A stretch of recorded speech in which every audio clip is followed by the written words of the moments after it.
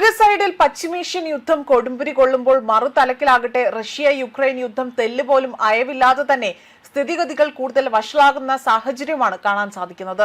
ദിനം പ്രതി തന്നെ ഇവിടെ റഷ്യക്ക് നേരെ പുതുപുത്തൻ അത്യാധുനിക യുദ്ധതന്ത്രങ്ങളാണ് യുക്രൈൻ പുറത്തെടുത്തിരിക്കുന്നത്.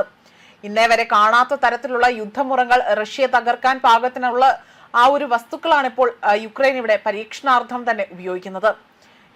തോക്കേന്തിയ റോബോട്ടുകൾ, കരയിലൂടെ പാഞ്ഞെടുത്ത് ആക്രമണം നടത്തുകയും പ്രതിരോധിക്കുകയും ചെയ്യുന്ന കര ഡ്രോണുകൾ എന്നിങ്ങനെ തന്നെ നിരവധി തരത്തിലുള്ള അത്യാധുനിക യുദ്ധമുറകളാണിപ്പോൾ വലിയ രീതിയിൽ ഇവിടെ ഉപയോഗിക്കപ്പെടുന്നത്, അല്ലെങ്കിൽ യുക്രൈൻ പുറത്തെടുത്തിരിക്കുന്നതായിട്ടുള്ള വിലയിരുത്തൽ പുറത്തു വരുന്നത്.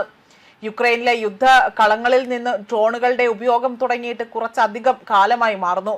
ഇതിന്റെ തുടർച്ചയായാണ് കാലാൾപ്പടയ്ക്ക് അവിടെ ഭീഷണി ഉയർത്തുന്ന ലാൻഡ് ഡ്രോണുകൾ ഉപയോഗിച്ചുകൊണ്ട് വലിയ രീതിയിലുള്ള ആക്രമണം തുടങ്ങിയിരിക്കുന്നത്. ചക്രങ്ങളിലോ ട്രാക്കുകളിലോ ഓടുന്ന റിമോട്ട് കൺട്രോൾ വാഹനങ്ങളാണ് ലാൻഡ് ഡ്രോണുകൾ എന്ന് പറയുന്നത്. തുടക്കത്തിൽ പരിക്കേറ്റവരെ മാറ്റുന്നതിനും സൈനികർക്ക് അവശ്യ സാധനങ്ങൾ എത്തിക്കുന്നതിനുമാണ് ഇവ ഉപയോഗിച്ചിരുന്നത്. എന്നാൽ ഇപ്പോഴിത് ആക്രമണ പ്രതിരോധ ഒരു ദൗത്യങ്ങൾക്കായി തന്നെയാണ് കൂടുതലായി തന്നെ ഉപയോഗിക്കുന്നത്. റഷ്യൻ ആക്രമണങ്ങളെ പ്രതിരോധിക്കുവാനും ആക്രമണം നടത്തുവാനും റോബോട്ടുകളെയും കരയിൽ സഞ്ചരിക്കുന്ന ഡ്രോണുകളെയുമാണ് യുക്രൈൻ കൂടുതലായി തന്നെ ഉപയോഗിക്കുന്നത്. ലാൻഡ് റോബോട്ടുകളും ഡ്രോണുകളും മാത്രം ഉപയോഗിച്ച് ഒരു പ്രദേശത്തെ മൊത്തമായി തന്നെ പിടിച്ചെടുത്തതായി തന്നെ ഈ അടുത്ത് യുക്രൈൻ അവകാശപ്പെട്ടുകൊണ്ട് രംഗത്ത് വന്നിരുന്നു.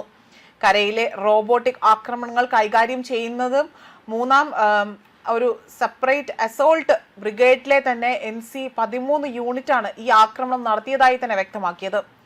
അതോടൊപ്പം തന്നെ കാലാൾപ്പടയുടെ സഹായമില്ലാതെ തന്നെ കര റോബോട്ടുകളും ഡ്രോണുകളും ഉപയോഗിച്ചുകൊണ്ട് ഒരു ശത്രു താവളം ആക്രമിക്കുകയും അവിടെ തടവുകാരെ പിടികൂടുകയും ചെയ്ത ആദ്യ സംഭവമായി എന്നതാണ് ഇതിനെ അവകാശപ്പെട്ടിരിക്കുന്നത്. എന്നാൽ ഇക്കാര്യം ഇതുവരെയും പൂർണ്ണമായി തന്നെ സ്ഥിരീകരിച്ചിട്ടില്ല എന്ന വിലയിരുത്തലും പുറത്തു വരുന്നുണ്ട്.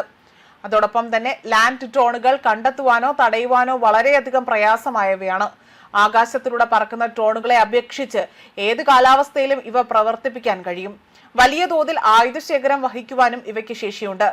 ഇവയ്ക്കാകട്ടെ ഈട് നിൽക്കുന്ന ബാറ്ററി ആയുസ്സും വളരെ കൂടുതലാണ്. കരയിലൂടെ ഓടി നടന്ന് തോക്കുകളുമായി തന്നെ യുദ്ധം ചെയ്യാൻ ശേഷിയുള്ളവയാണ് ലാൻഡ് റോബോട്ടിക് സിസ്റ്റങ്ങൾ എന്നതാണ് മറ്റൊരു വിലയിരുത്തൽ.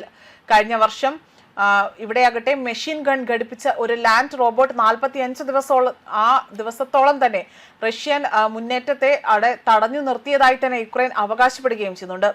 ഈ കാലയളവിൽ ചെറിയ അറ്റകുറ്റപ്പണികളും 2 ദിവസത്തിൽ ഒരിക്കലുള്ള ബാറ്ററി റീചാർജിംഗ് മാത്രമാണ് ഇതിന് അത്യാവശ്യമായി തന്നെ വന്നത്. ന്യൂസ് ഡെസ്ക് കർമ്മ ന്യൂസ്.